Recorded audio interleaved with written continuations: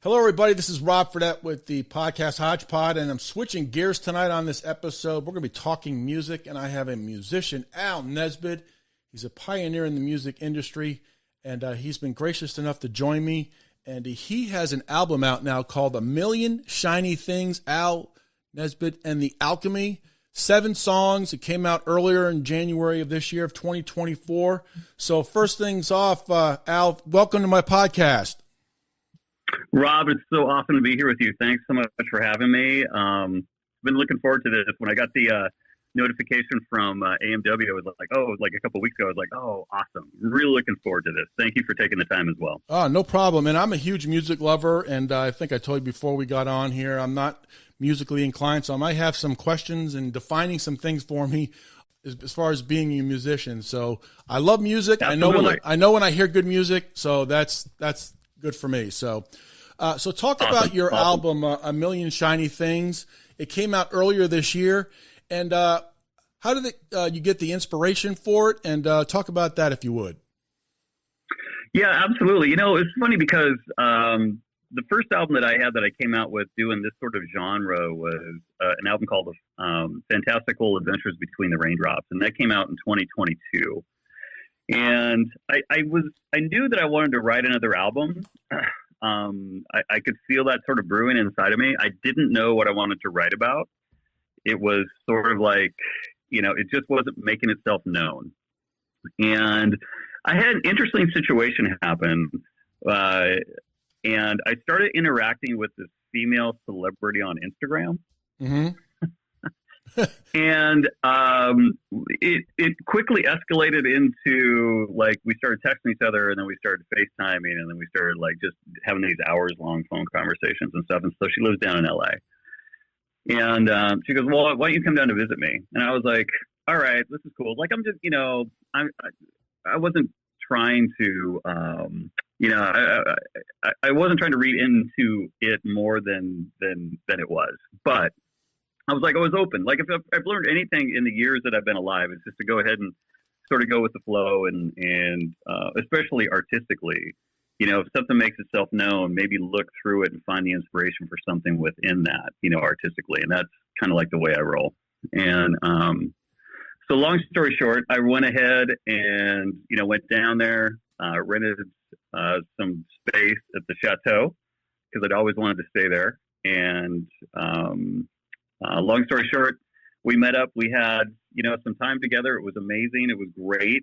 And so the third day, so she'd gone back to her place, and I was sitting around and I'm like, okay, well, man, it's been a fantastic experience. What I'm going to write about. And I'm sitting in the Chateau Marmont outside dining area, you know, in the courtyard. And that's when everything just sort of hit, where it was just like, well, of course, this is what I'm going to write about. The Chateau Marmont, the most, you know, infamous, famous, you know, reclusive getaway for anybody that wants to get away. The history that it has there, like, you know, for instance, I was in room 53. Grace Kelly spent a lot of time in room 53. Johnny Depp was in there quite a bit, you know, et cetera. So you think about just the history of each one of the rooms that are at this, you know, iconic piece of architecture, and all of the inner goings on within there that have happened throughout Hollywood, you know, the early days, the golden days of Hollywood and all that. Like, if anybody can do any sort of Googling regarding the Chateau, and you just sort of go down the rabbit holes, it's fascinating, it's beautiful. And the thing that I love about it still is that the Chateau protects the people that go there. Like, they're not hiring, or they don't want paparazzi out there. Like, they're really trying to make sure that everybody is safe when they go there. And, you know, when I was there, I saw celebrities, I saw, you know, like a rock star guy, and, you know, like, there's people that you see, but nobody's making a big deal of it. And certainly not, like, it doesn't matter if nobody knows who you are, or if everybody knows who you are, the staff treats you exactly the same, which I think is absolutely amazing.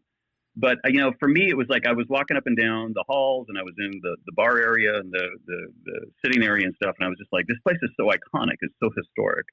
that, so after I had brunch, I went back up to my room and I started writing Allegories and Guillotines, which is the last song on the album, like right away. I mean, it just came to me.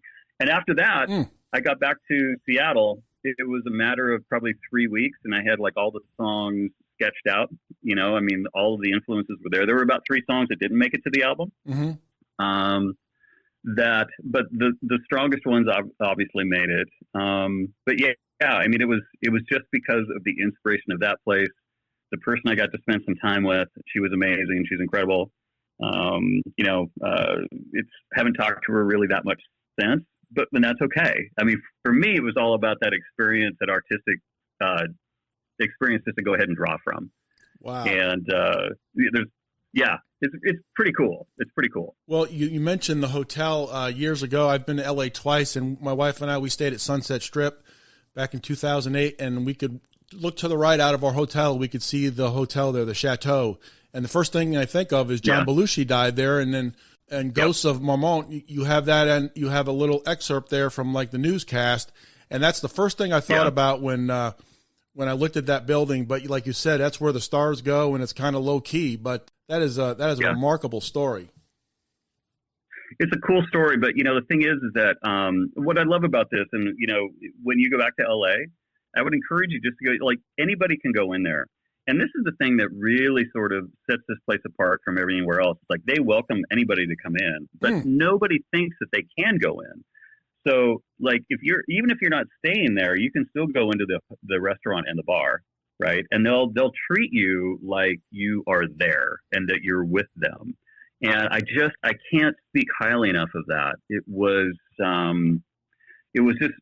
so cool to see just regular people being treated like, like these actor people, or, I recognize a producer, and then there was a rock star guy that was there, and everybody's getting treated the same.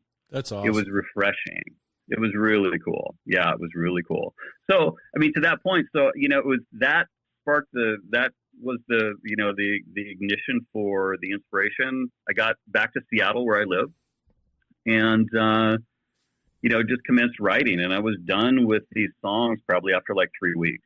And then it was just, after that point for me, it was just sort of adding all the different textures, which I'm sure we'll kind of get into a little bit later, because I love orchestral stuff. I love film composition and, all these things. So I try to blend styles together in a way that is pretty unique. And that is pretty much the thing that's been getting us the most publicity and the most recognition, is just this divergence of styles, and it just becomes its own thing. And I'm really, really happy about that. What would you define acoustic guitar? It's kind of like low key. For me, it's low key. It's very relaxing when you hear it, versus like you can hear a heavy metal song and then you can hear it with the acoustic and it sounds totally different and it sounds mellow. So how would you define acoustic guitar? Yeah. So acoustic guitar, typically is sort of like that non-electric guitar that maybe your grandpa had or your dad had or something, sort of hollow body with a big sound hole in the middle. And I've always loved, like, everybody loves acoustic guitar, because it does have sort of chill vibes to it. And it's I think it's sort of, we respond to it in a real, emotional kind of way, because, it's great to rock out. I mean, I'm a rock guitar guy. That's how I started off. That's who I'll always be. Yeah. But the acoustic guitar for me is a way to go ahead and connect to a style of music that primarily Spanish guitar for me. I love Spanish guitar, like the flamenco players from Spain and some of the Brazilian players and things like that. I mean, it's crazy. It's so good and so technically proficient that you can't help but just be blown away by it. Mm-hmm. And I've always loved those aspects of it, where you have an acoustic guitar that's supposed to be kind of mellow, and you've got like these players that come in and just burn the house to the ground doing, finger style or like really speedy runs and everything on an acoustic guitar. And, for me, a big turning point was when I was a kid. Probably the biggest influence on me for acoustic guitar was an album called Friday Night in San Francisco with Al Di Meola and John McLaughlin and the late Paco de Lucia. And if you listen to that, like I I still listen to that album. It's still a constant source of inspiration because what they're doing on the acoustic guitar it'll blow your mind. I mean, it's like most people can't play electric guitar that way, much less picking up an acoustic guitar that's supposed to be harder to play, all of these things. And that's the thing is like acoustics aren't as easy to play as an electric guitar. They're just not. I mean, they're bigger strings and a little clunkier and, this kind of thing. And these guys they set, like, that's the gold standard for me. I mean, it's just so, what I like to do is to sort of combine the acoustic guitar, that sort of heartfelt, pulls at the heartstrings kind of thing, with some other elements to come into it that make it really, really different. So would you characterize the acoustic guitar as, I lost my train of thought there, but would you consider like the electric guitar would be like in your face, whereas the acoustic guitar would be pretty much mellow and finesse? That's what I was trying to say. Correct. So electric guitar would be like bang your head type Quiet Riot, but then the acoustic guitar would just be finesse. You have to have a certain skill to play acoustic guitar. Would that be correct? Yeah, and I think that, yes, to answer your question, yes. And especially in the way that I like to play it, which is inspired again from like Al Di Meola, John McLaughlin, like some of these amazing players that play the acoustic guitar like a lot of really awesome electric players play electric guitar. Mm-hmm.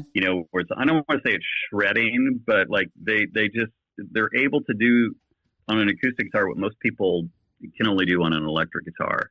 So it's a little bit more of a challenge too. I like to look at it that way, but it does have sort of this appeal to people because it still sort of touches people in a way that electric guitars with like distortion and everything can't. Right? It does have this sort of heartfelt connection just by the tone of it because it's really pure. I mean, there's no effects on it. There's no distortion. There's nothing. It really has a way to sort of connect to people. And again, this is coming from a rock guy. I grew up playing rock my entire life, and I only started doing this stuff like in 2018. And as soon as I started doing it, I was like, okay, this is where I want to go. This is what I want to do, because there was just this purity to it that I absolutely adored. Yeah. So. And Nicholas Hooper, he is the guitarist and film composer for Harry Potter, The Order of the Phoenix, and the Half-Blood Prince. And he said, Al, I love the fresh and energetic creations you make. Your music is so different than mine. I do appreciate it and admire your virtuosity, which you put into such a good musical use, a very moody, swingy beauty of an album. And I've listened to the album a few times, and I would agree with that. I'm not a music genius, but I do know when I hear good music, and he nailed it right there. Rob, that's the thing. I would much rather, what holds weight to me is what a listener thinks of the album, not a music critic or somebody that's going to go ahead and have a professional opinion about it. And I've always kind of felt this way where it's like, I adore the fact that people can listen to it as a listener that like, okay, yeah, well, I don't know anything about music, but I know this is good. And that means everything to me. No, it means everything to me because they're not coming from a place of like, oh, I'm here to review. I'm here to critique. These kind of things and look at it like, as a, like under a microscope in trying to get really sort of scientific with it. It's like if it hits the average listener, just a listener of music that loves to listen to all kinds of music, and they can relate to it and it touches them somehow, whether it's one song or all the songs or part of a song or whatever, then that's the win for me. That's the win. Mm-hmm. I mean, and not just so Nicholas has like we've become like email pen pals, and his Harry Potter films are my favorite in terms of soundtrack stuff, aside from the first, of course, which is the legendary John Williams that is somewhat incomparable. But he's an amazing guitar player. He's like fingerstyle guitar playing.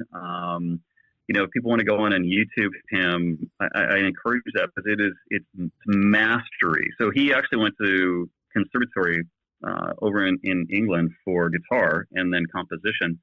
And his guitar playing is absolutely exquisite. I mean, he's just amazing. So for me to have received that, and of course, I asked him, I was like, Nick, I said, you and I, we have this respect for each other, and I adore who you are. I said, but man, if I could use this quote for, publicity, for marketing things, he goes, go for it, of course. Awesome. So that was huge for me. Yeah, because he put his stamp of approval. I wasn't going to use that unless he gave me permission to do that, and Yes. Obviously, it was wonderful to receive. Do you have any influence from like pop or rock or orchestral music genres to help out with your album? You're doing your acoustic. I do. It's funny. So my son, like my kids, my daughter's 22, my youngest is 19, and when we would be like, my daughter was a soccer player, and we used to go to practice every day before she could drive, and she had games every weekend, and so she was really into like pop music, like really into it. She goes, oh, I want to listen to this song before the game and get me jacked up, or whatever, and it'd be like this cool pop song or something. I'd be like, all right, cool. But what I really I love, like my thing is I love sound. And I thought that pop music, there's just a way that these producers create these new sounds, and they, sample things, and they bring all these like different sounds together to make like this really sort of a mishmash that ends up being like this really cool sound. Like I would listen, and you might only hear it once in a song, and it was like, oh my God, that was amazing, and so that's what got me kind of rolling. I was like, okay, well, this is actually really good. And I was a little embarrassed, to be honest, right? Because I was a rock guy, and I was listening with her on the way to a soccer game or something. I was like, oh, this is actually really good. Like the sounds and the tones and the way it's produced they're fantastic. And so that's when I started kind of digging in. My son, when he was in high school, like junior high going into high school, he was really into, pop music and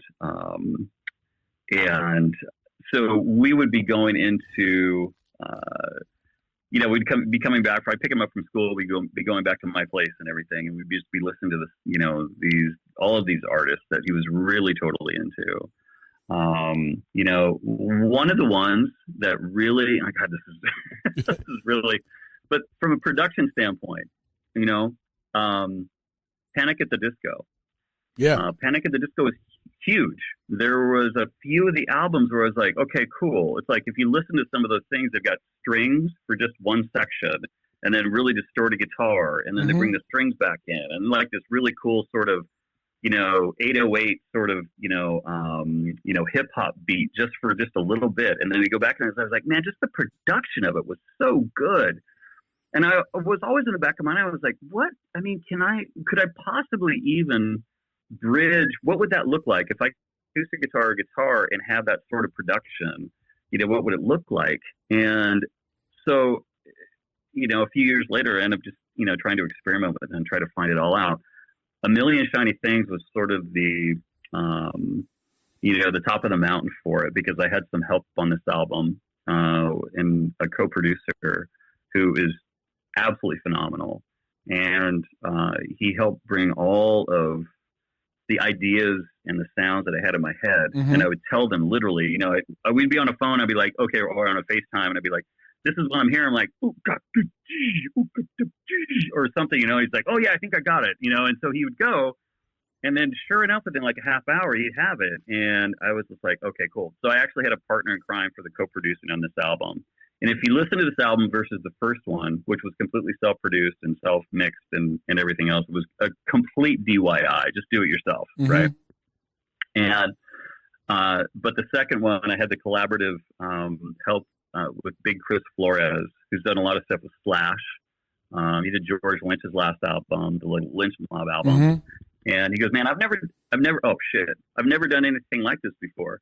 And I was like, I think it'll be fine. And he got really into it. And so we just sort of started rolling these ideas with one another. And the way that he produced it, the way that he mixed it, the way that he mastered it, it's if you listen to it, it's absolutely huge in your headphones.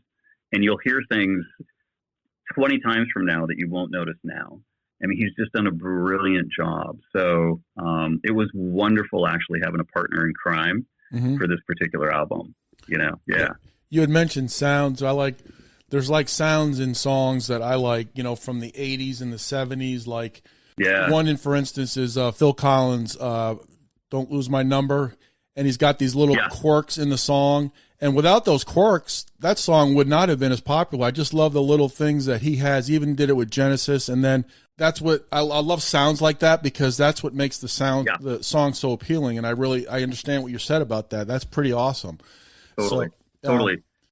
No, so it's wonderful to, what the difference was between my first album and this one is, again, having Big Chris as a collaborative partner on the producing and, mixing side of things, is that you actually have somebody who I'm a guitarist more than anything. Like, his guitar is a mixing console and all of these effects. Like, that's his expression. That's what he does. That's his expertise. And like, my expertise is sitting around with a guitar player coming up with like really cool things. And then it's like, okay, how do we put this in a song? Like, his guitar is like, his studio, right? That's what he's really good at.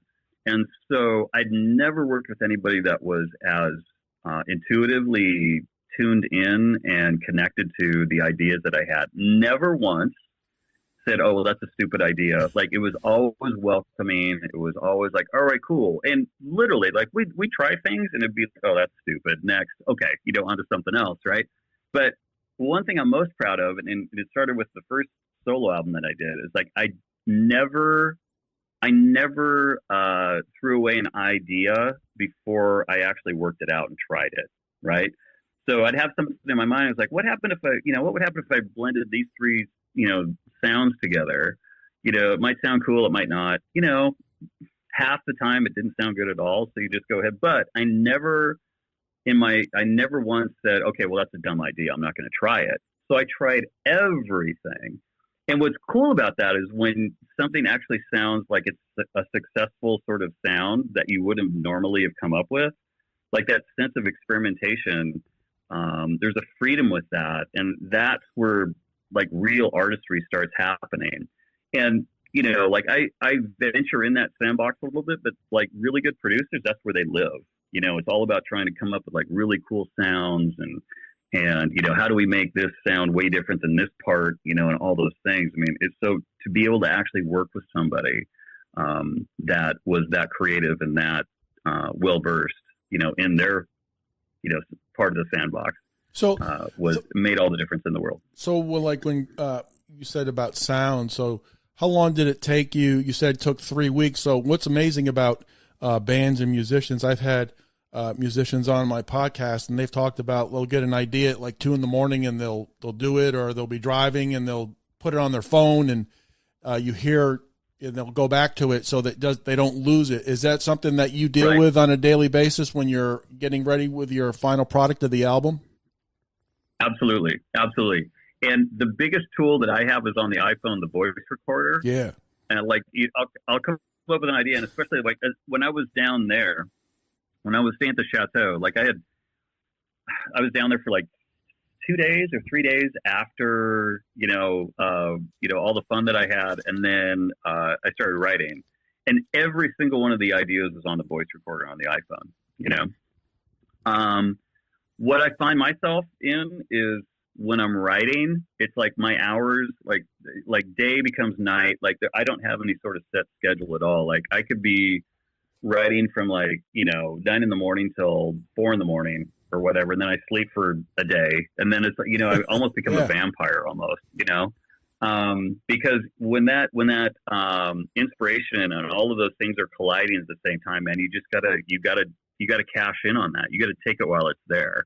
And especially when at least for me, when the inspiration's there, you just got to go ahead and write it out. It's like surfing or something almost. You just got to ride that wave. Wherever it's going to take you, you got to take it, because when it's done, it's done. And what's really funny is I was 7 songs in. I had 2 more songs, and I wrote them, and they just weren't that good. They were like, they don't sound as good as the other songs. And so it was like, okay, well, that's cool. Next.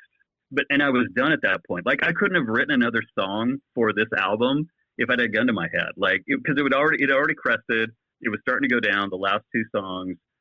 weren't on the same, on the same par with the songs I had written previously. And I couldn't have written another one if I had a gun to my head. It was just, it wouldn't have worked, Yeah. So what I find amazing is even any music, the final product sounds perfect. And I love listening to demo tapes of groups that have the demo tape and you hear the music, the video, not the video, but the audio. And then you hear the instruments and you start to hear like the final product, but it's not the finished product. Isn't it amazing? Like when the final product, like for your album, Million Shiny Things, it's amazing how it sounds after it's all the work you put into it. Totally. You know what I equate it to? Because it really is this way. It's almost like if you know anybody that's done film, like you take all of these shots, right? Without special effects, without colorization, without all these things. And it's just sort of like, it looks like a home movie. You know what I mean? It doesn't look that great. It doesn't look that great. And it's not until the editors come in, and they start, and then special effects come in and then, or, visual effects come in and then they do audio stuff and everything like that. Finished product isn't anything like the raw footage that director and that cinematographer have shot in that lens. It becomes completely different. And that's the artistry part of it. Yeah. And it's the same with the album. And I've actually thought about this where, I've actually thought about taking the demos and releasing the demos just so people can hear them. And because it sounds so ridiculous, it sounds so basic, but you can still identify the elements like, okay, well, that's cool. Yeah, I can hear that. I can see where he's going with that. And just so people could hear the difference and understand that the important stuff happens after everything's recorded. When you start working with your producer and you start, we all start sort of digging in and saying, okay, what do we want here? There was, on Ghost of Marmont, it was really interesting because there is a song by Halsey and Youngblood with Travis Barker playing drums, and it's called 11 Minutes. And I love the song, but what I love most is at the end, there's all these really long reverb trails. You can hear it, it sounds like they're a million miles away. So it's and it keeps going on and on and on. And so I got a hold of Big Chris and I was like, dude, I said, I want Marmont to seem sad. I want it to seem longing. I want it to seem like there's ghosts there. We need distance. We need a lot of push and a lot of going in, just, that distance. We're going through decades and decades and decades, sonically. And so it literally was probably 2 days later. He goes, I think I got what you mean. I was like, all right, cool. Because it was really, there was no reverb on it. It was kind of in your face. It sounded like it was a good concept, but it just sonically didn't sound that great. And so he goes, I think I know what you mean. I was like, all right, cool. So he sends me something a couple days later. He goes, dude, I've never worked something this hard in my life. He goes, I've got so many reverb things and so many settings and so many things that are on automation. He had so many automated levels going on at the same time on his board. And he sent it to me and I was just like, dude, don't change anything. This is exactly the way it should be. And if you listen to that song, the cool thing is that every announcement, it fades. It just goes on and on and on, and then it comes into another one. And it was brilliant. That's exactly what I wanted to go ahead and convey, is just that sort of longing and that, sadness of loss, with John Belushi, and these things in there. It makes all the difference in the world. I mean, and if you listen to the demo, again, I should probably send it to you. I think that you would get a kick out of what the demos sound like versus where we're at now. Yeah. You can get an idea of where I wanted to go with it, but it's nowhere near, where it ended up being, which was way better than anything else I could have imagined. So, yeah, you mentioned demo. Phil Collins, he had the Against All Odds demo on his Greatest Hits album.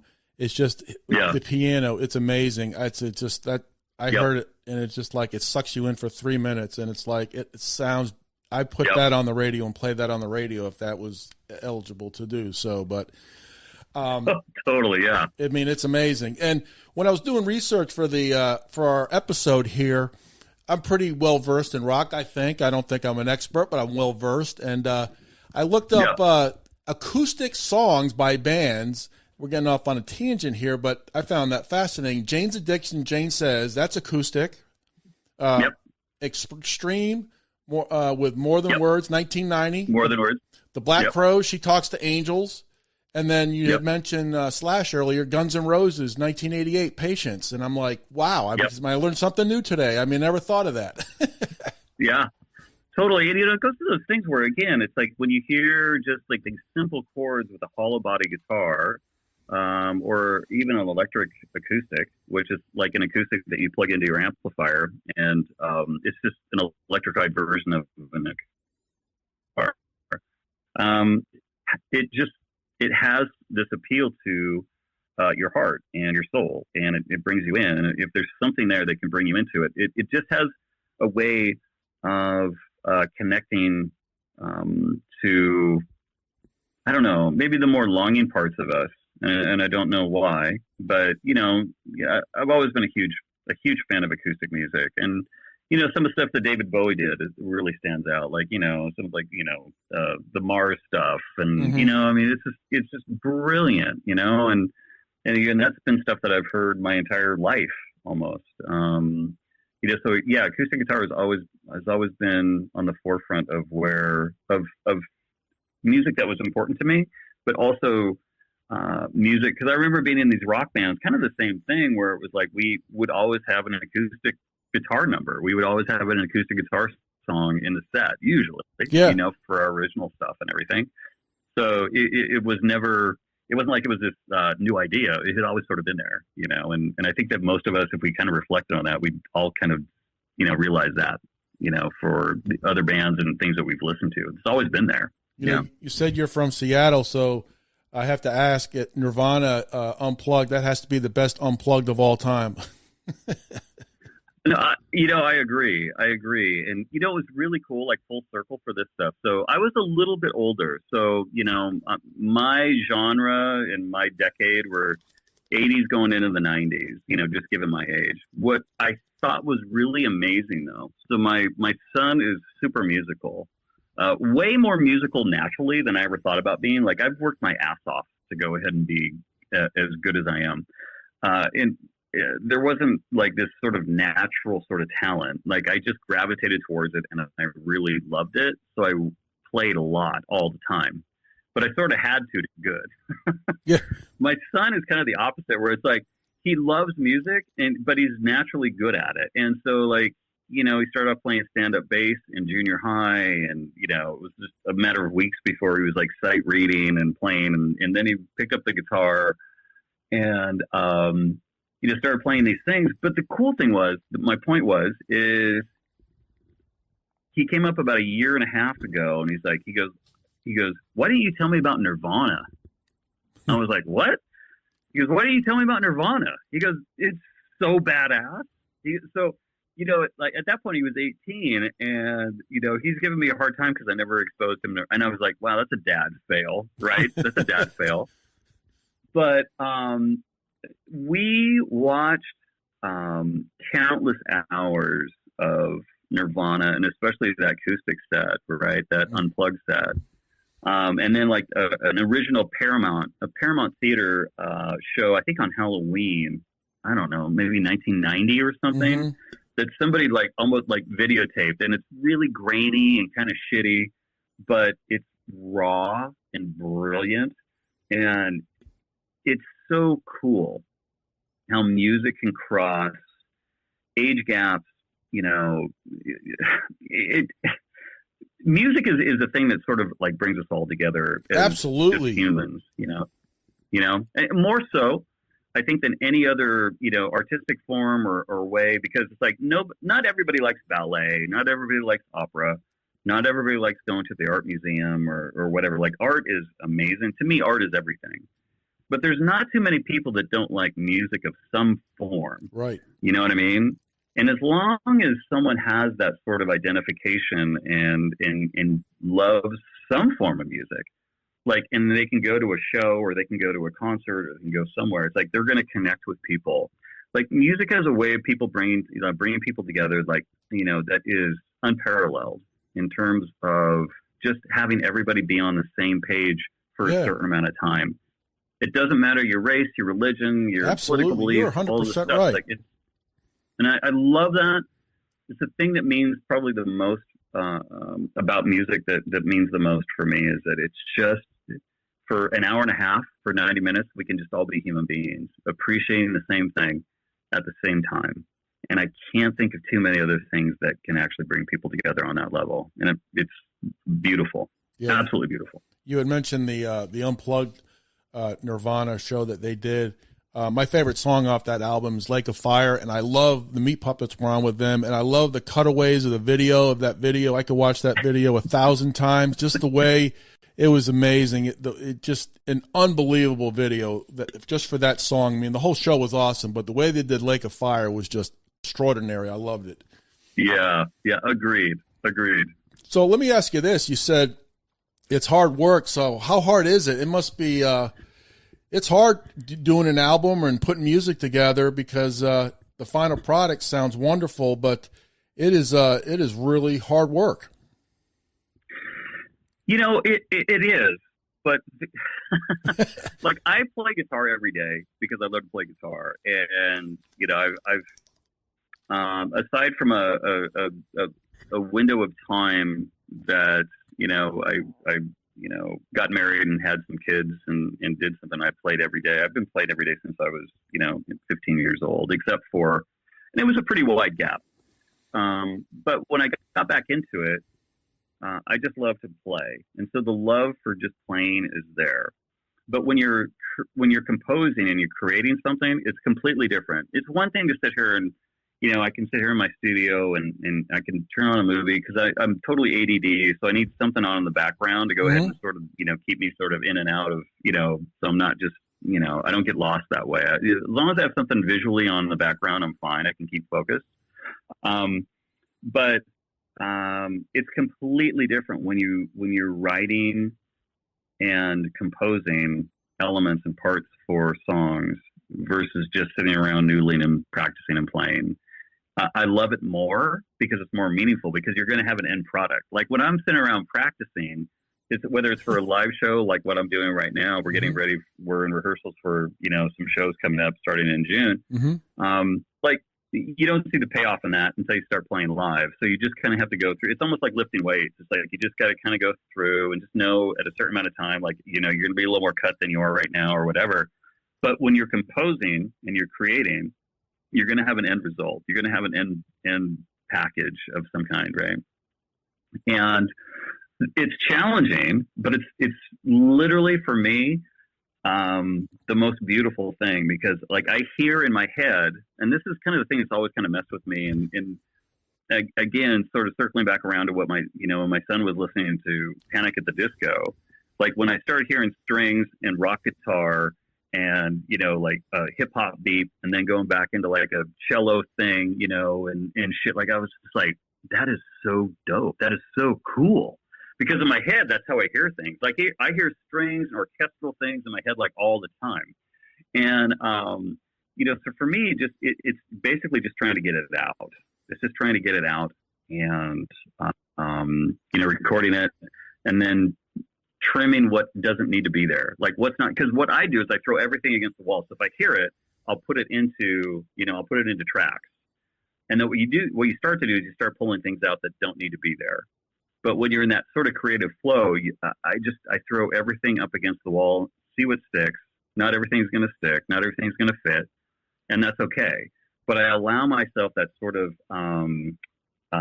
license to fail almost, you know what I mean? It's like you have to go ahead and throw it up there just to go ahead and see. And again, if it doesn't fit, it doesn't fit. That's fine. Pull it out. But everything that is up there and everything that will end up fitting is going to be really cool, in terms of just your vision and what you want to create. So what was the first song you had done for your album? Yeah. Allegories and Guillotines was the first one. So the last song on the album was the first song that I started writing. And it's funny because, getting back to the celebrity story, after, I don't want to say things went awry, but it was just like, okay, we just sort of noticed that it just wasn't going to be anything other than what it was for this certain amount of time. and that was completely fine. I was kind of hoping for maybe like we could remain friends or something, but she was just like, no, it's cool. It's all good. It's fine. And then she was gone. So Allegories for me, it's like, it's a story within a story, like a bigger story that means another story, which was like, Chateau Marmont, the microcosm of this, weekend or, during the week with her.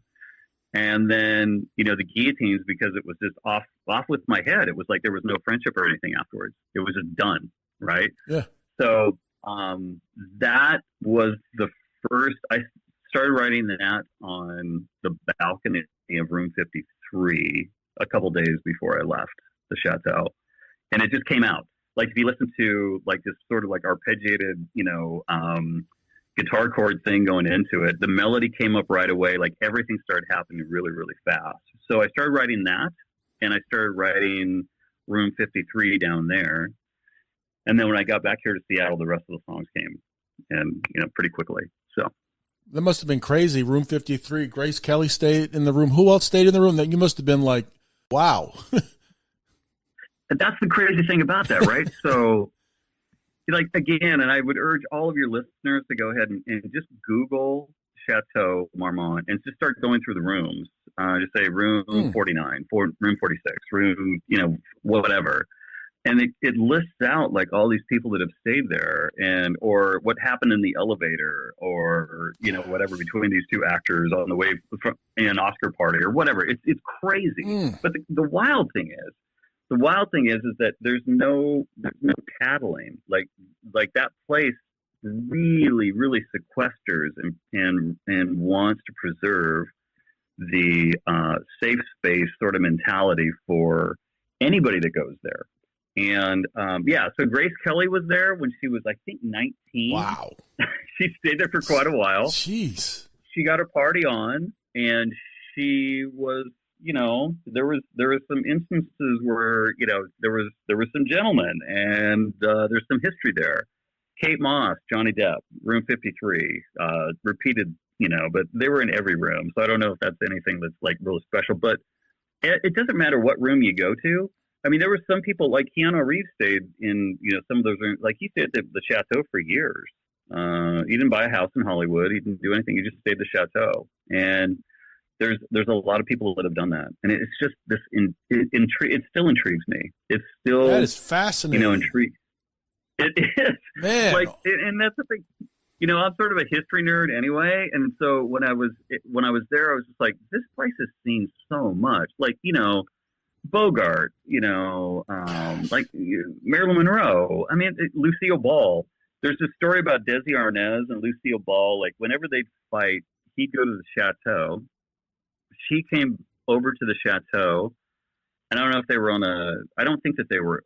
So they were on a balcony level. So it's probably like the 5th floor, and they were in this big argument, and this the suitcase of cash. I don't know how it got there or everything that was involved, but the suitcase of cash got flung onto Sunset Boulevard. So they were facing, south, I guess, at that point. So it got flung onto down by Sunset Boulevard. It was full of cash and it broke open. All of the cash started coming up and people were scrambling to go ahead and get it. It's absolute magic if you start reading some of the stories there, man. And it's wonderful. It's really cool. I find it really cool. Anyway. That is fascinating. I love history. I love going to places where, famous people have gone to or like certain areas. When we were in LA back in 2008, we were on Rodeo Drive and there was a crowd of people in front of one of the stores there. And I was just like in awe of like, this is where all the rich people are. And there's 20 people out with cameras looking inside. So my wife and I go over there and we look. And we asked, what's going on? And they said Jessica Alba was shopping. So I had my little camera, my digital camera. I was taking shots because I was taller than everybody else. I was getting pictures of her shopping. I was part of the paparazzi that day. That's an awesome story, Rob. I was like Jessica. I forget what show she was doing, but it was like people were like crowding around there. And like, what's the commotion? And then we saw Peter Falk there in LA when we were there. And saw Lonnie Anderson. So you see the stars, you know, but, Yep. and then we were in LA, they were filming the TV show Prison Break. They used to be on Fox. Oh, cool.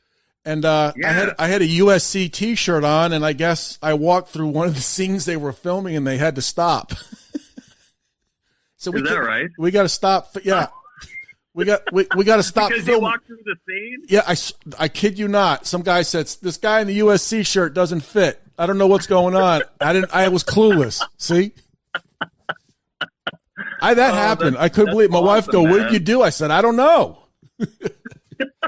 I didn't know the etiquette in L.A., but L.A.'s fascinating. I love L.A. We got to go out there again, my wife and I. I love it out there. Just when we stayed on Sunset cool. Strip, it was awesome. I mean, just seeing all the places where all the comedians went, the Viper Room, all those places along the Strip where it's pretty neat. There's so much history there. It's like the Chateau. It's amazing. So I had to share that story. I thought that was no, I love that story. That's amazing. What's really cool is that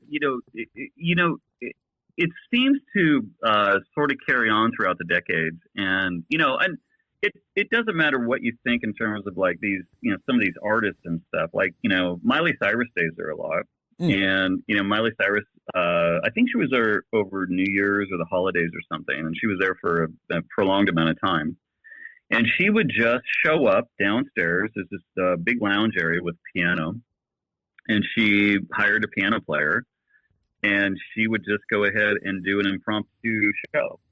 Wow. And like it's for everybody that's there, right? Like it's not announced or anything like that. Nobody is broadcasting anything. Nobody knows outside of the walls of the Chateau. And the only way that I found out about it is through, I think it was on her socials or whatever. She goes, "Oh, I was at the Chateau and, some people caught this video or like she put it out. Like the people at the Chateau didn't put it out." And I love that. I still love that. That is cool. Like you never, when you show up there, again, it's like anybody can go into the bar, anybody can go have dinner there or whatever. You don't know who you're going to see. Obviously don't make a scene when you see somebody that is cool, but it's like, they just want to hang out. They're just hanging out. They want to be just like everybody else. And the hotel allows them to do that. And it's cool as hell. It's really cool. I don't know if I would have the wherewithal to not go up to them. I probably have to chill. I don't know if I'd have the, I don't know. I'd be like, "Yo, what's up? What's up? Hey, can I get a selfie?" I don't know. God, right? Yeah. They'd go like, "Get out of here." Yeah, no, I get you. I got you. Absolutely. I totally get that. I totally get it. Yeah. So how has the reaction been to your album since it came out in January? And you have some shows coming up, you said, in June. So how has the reaction been? Because I really like the album, and I'm learning something new about acoustic guitars, something that I did not know before we hooked up today. Yeah, you know what, man? I have to say, and again, I'm going to go ahead and really give credit to Big Chris on this one because, I knew what I wanted it to sound like, the album. And so if we got there or even got somewhat close, I was going to be happy, what he delivered on it was way more than I could have ever imagined in terms of just quality, sonic, just the richness of the album, on a macro level, just in its entirety. But like not only that, but of course he's worked with George Lynch and Slash and Fergie. I mean, this guy, he's really good.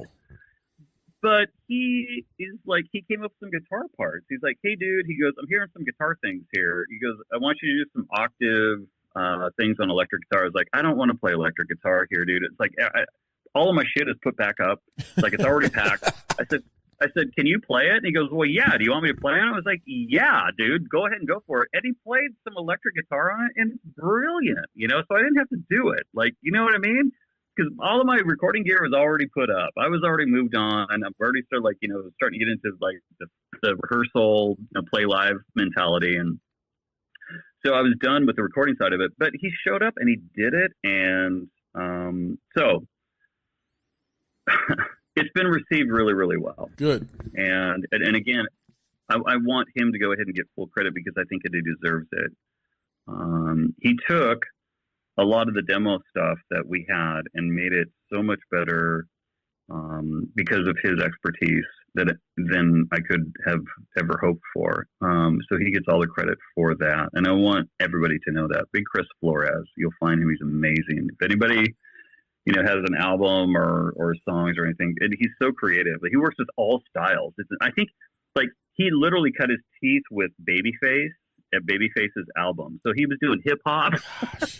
He's everywhere, man. I mean, he's nuts. He does all styles. It's insane. He goes, well, I've never done any sort of cinematic string stuff. He goes, I said, well, can you do it? And he's like, I think I can. He goes, let's just go ahead and try a song. So Allegories and Guillotines was the first song that he and I worked on together. And after I heard that, I was just like, all right, fine. You're good. We're good. Let's just move forward, man. So, yeah, you accomplished that first song. You got some momentum, and then it's on to the next one. Yes, sir. Right, exactly. You're hired. Let's go and do this, right? Yeah. So, I guess the big, the answer to your question is that it's been received way better than I thought it was going to be, which is always the best case. And I don't know if you were aware, but Guitar World magazine did a thing, and they said, okay, this guy Al Nesbitt is going to be the next big name to look out for acoustic guitar instrumental stuff. I did see that. And yes. So I mean that was huge, obviously huge, and because of those kind of things, because the album sounds as good as it is, the songs have been.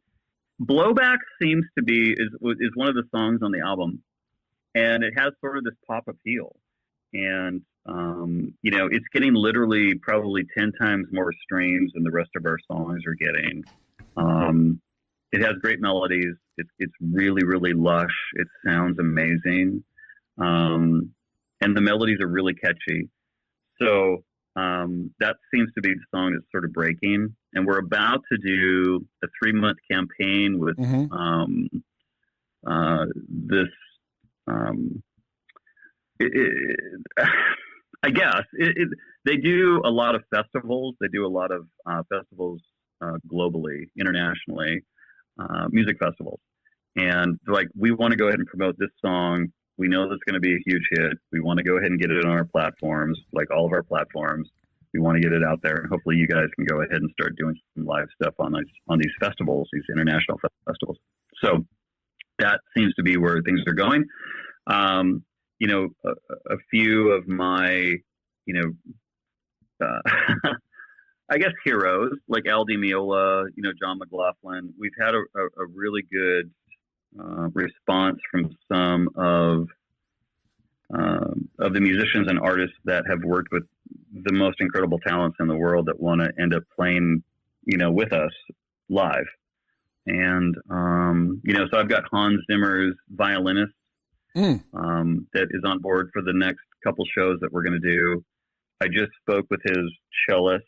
Her name is Tina. She's amazing. If you watch any Hans Zimmer stuff, live stuff, you'll see this amazing cellist, and she stands out like she's doing all of her things. She's just completely badass.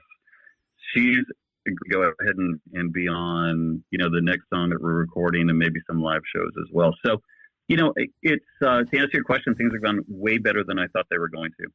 Yeah. Looking at the album now, you're going to go on tour or you're going to do some shows in June.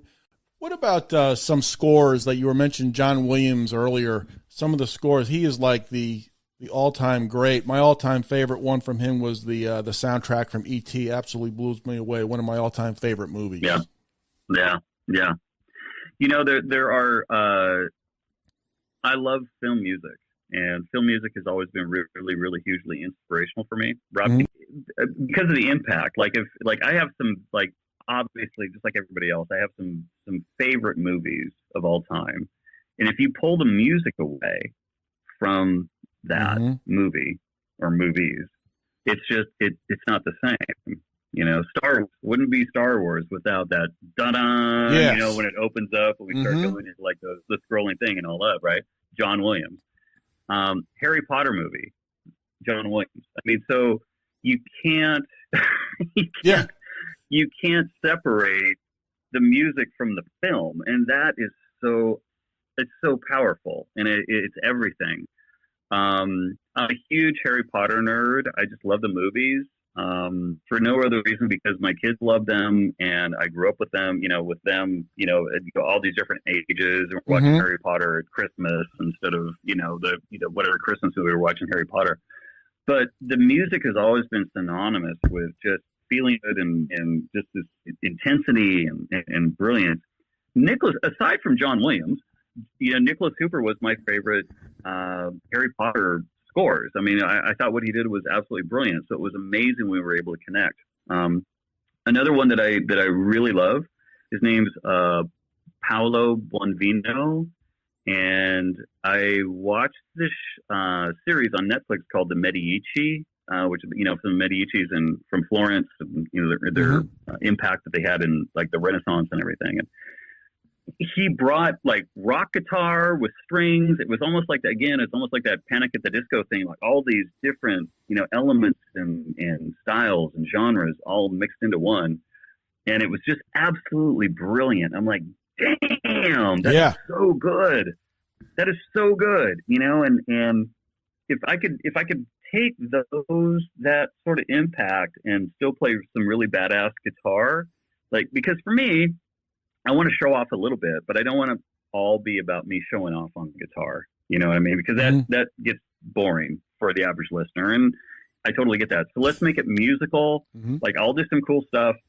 Everybody, like, there's going to be musicality involved, but I want that impact. I want the impact that really effective film composition has on film, where you can't separate, great film from the music. Star Wars. E.T., Indiana Jones, Harry Potter, these kind of things where the music, Gladiator is another one for me. It's like if I listen to Gladiator, if I watch it, if that music wasn't there, it just wouldn't have the same impact, right? So I wanted all those sort of, elements brought together in the same thing. And I think that with this last album, I've finally gotten to a place where that's starting to happen. I wouldn't say that I've peaked. I'm still a student, and I'm always willing to learn. But at least we're on the right track. You had mentioned the E.T. Like you said, if you pull the music out from the film, there is no huge hit. The way they put that music in some of the scenes of E.T., like when the bikes went up, when they were the government was trying to. And then at the very end, that ending of E.T. was absolutely spectacular. I've said it on a few of my other podcasts. And it brings it tears because it's the like music is so, right. The music is just as important as the visual elements of that, and that makes it an emotional connection. Everybody, again, that connection of music that can bring everybody into something. It's the music bringing everybody into that scene. It's not the scene itself, which is amazing, but it's the music with that scene together that draws everybody in emotionally, and everybody can connect on that human level, which to me is everything. That's the greatest gift that music can bring all of us, is just human connection. Like, we can all be connected for, again, 60, 90 minutes at a time. You know what I mean? And just nothing else matters. We're all in this together. It's a beautiful thing. Yeah. It's a beautiful thing. E.T. was like the last scene, I don't know, 7-10 minutes. It was like, oh my gosh. I mean, that scene, it's like you said, it's huge. It's amazing how that music was put in there perfectly. Even when the government was chasing the kids there on the bikes there, they had like on the bike. Yeah. Oh my gosh. Going down the streets and all the oh things. my gosh. You're feeling every bit of that, and the music makes you feel what, like, the intensity of all of those components, man. You know what I mean? It's incredible. It's absolutely incredible. Well, I'm gonna have to watch E.T. again, because that's one of my all-time favorite movies. That movie is just insane. Just the whole movie was awesome. But Al Nesbitt, I really enjoyed this conversation about your new album, and that is on Apple and Spotify. It's A Million Shiny Things, Al Nesbitt and the Alchemy. There's 7 songs on it. Came out in January of 2024. You can get it on Spotify as well. Can you not? Spotify would help us a lot out because promoters and booking agents all go by streams for their. That's the only platform that they look at. So the more Spotify streams that we get, the more likely we are to go ahead and get booked, out. Like we're looking at doing some Scandinavia stuff, Finland, Norway, and Sweden later, like late summer. We might be doing that. I can't really announce anything, but there was a guest player on the album. One of the two guest players has connections over there, and he wants to go ahead and do something. And so, yeah, please go to Spotify and stream us there. That would help us out a lot. Well, Al, I am truly honored that you came on my podcast. I hope that we could connect again, maybe later this year, to see how your tour went, and I would thoroughly enjoy that if you would come back. I would love to, Rob. Thanks so much for the time, man. It means a lot. And all your listeners, I appreciate all of you guys. Music connects us all, and it's the best thing that we have in terms of just being together and connecting. So listen to all the music, go to live shows, support those local artists, man, because you know what? Every huge band was a local artist at some point. So go ahead and support those local artists as well. It's important. Yes, sir.